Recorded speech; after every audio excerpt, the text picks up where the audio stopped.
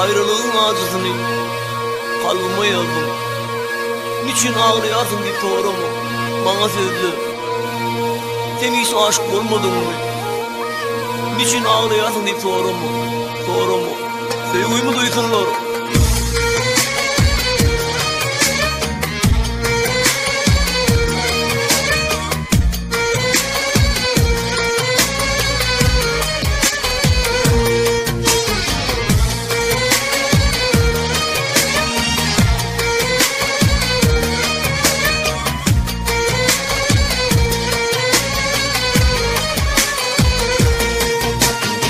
Ağlayarsın yine şarap içkendine.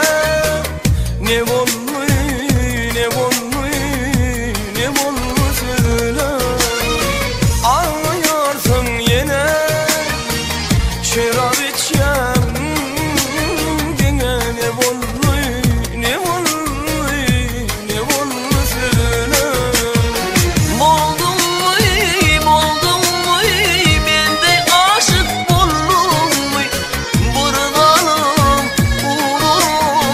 Taşlarını yollum mu? Boldum mu, boldum mu? Ben de aşık oldum mu? Kurbanım uğruna taşlarını yoldum mu?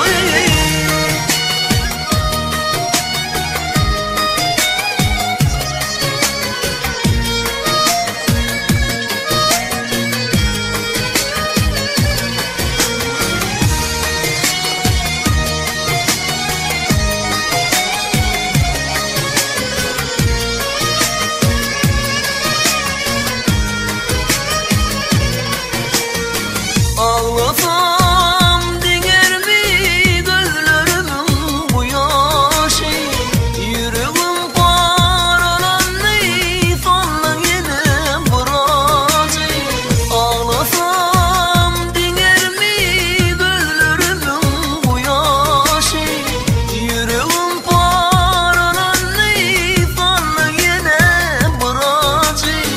Ağlayarsın yine şarap içkendine. Ne olmuş, ne olmuş, ne olmuş söyle. Ağlayarsın yine şarap içkendine. Ne olmuş, ne olmuş, ne olmuş söyle. Boldum mu, boldum mu? Ben de aşık oldum mu? Kurbanım uğruna taşlarını yollum mu? Boldum mu, boldum mu? Ben de aşık oldum mu? Kurbanım uğruna taşlarını yollum mu? Onu unutmak için başka birini sevmedim. Onu unutmak için başkasını görmedim. Ben onu unutmak için özledim, korudum. Yine de onu unutup bilmedim. Ben bu sözleri sana ediyorum. Ben bu sevgimi senden başkana yar etmem. Boldum mu, boldum mu? Ben de aşık oldum mu?